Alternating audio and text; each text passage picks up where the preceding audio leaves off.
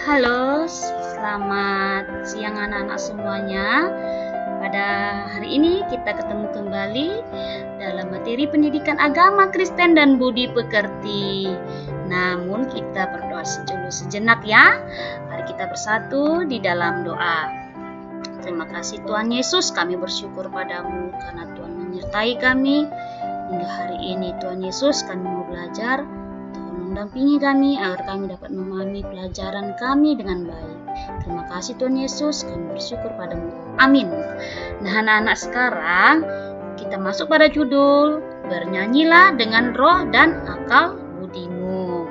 Nah, kita 1 Korintus 14 ayat 15b sampai 19 menceritakan tentang surat Paulus kepada jemaat Korintus untuk mengusahakan kebaikan.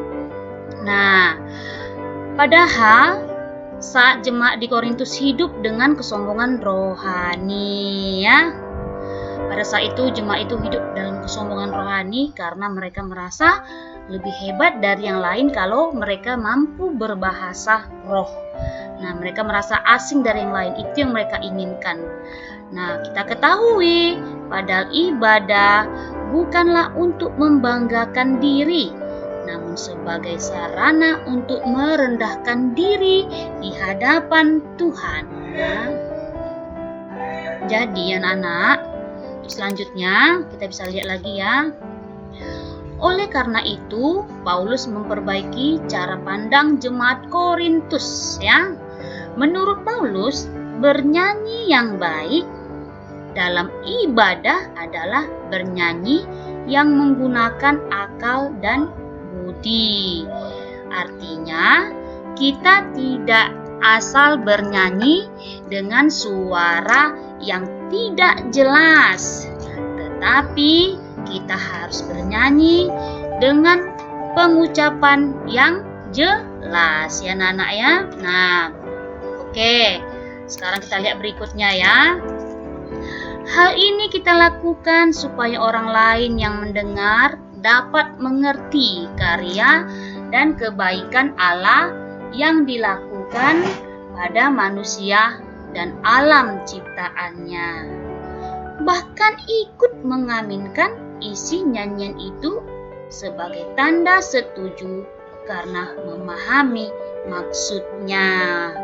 Maksudnya begini anak-anak ya, ketika kita bernyanyi dengan sungguh-sungguh, orang yang mendengar kita bernyanyi tersebut merasa hatinya terbuka dan merasa bahwa indahnya karya Allah di dalam hidupnya, sehingga yang tadinya dia datang dengan hati gundah gulana, dia jadi semangat dan imannya kembali tumbuh kembali ketika dia mendengar nyanyian kamu yang bagus.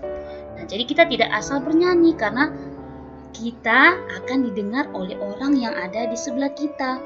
Nah, kitalah menjadi membuat iman seseorang bertumbuh ketika nyanyian kita didengar dengan sangat bagus ketika kita nyanyikan ya.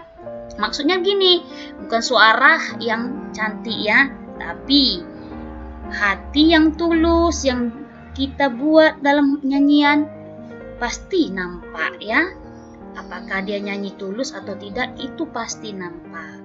Nah, anak-anak semuanya, sehingga dalam nyanyian ibadah tidak dapat dilakukan sembarangan, tetapi harus berasal dari hati kita. Oleh karena itu, di dalam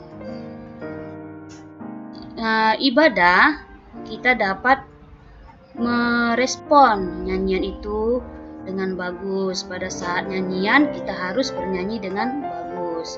Nah, contohnya pada gambar di samping kita bisa lihat ya, tunggu ibu besarkan ya. Nah, ini gambarnya. Di sini dapat dilihat bahwa pada gambar ini mengisyaratkan kepada kita apakah orang dalam gambar ini serius atau tidak ya. Nah, kita bisa lihat ya wajahnya dan tangannya dan matanya juga. Nah, kita bisa bedakan ya. Ini bisa kita lihat dengan baik-baik, dia serius atau tidak. Nah, ketika orang lain melihat hal ini, ketika ada yang di sampingnya melihat hal ini, nah tentu dia akan tergugah hatinya ya, tersentuh, sehingga dia bisa mengikuti cara kita dengan baik. Nah, itu maksudnya ya.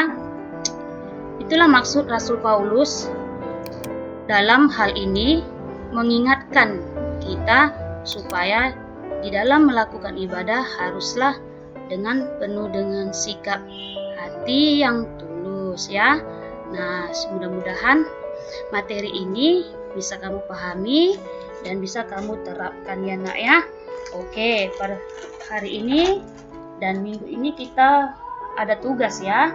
Tugasnya bisa kamu perhatikan bukumu pada halaman 20 ya, halaman 20 ya.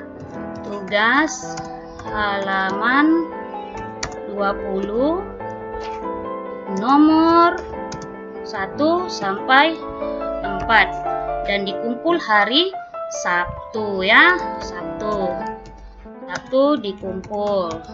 Oke.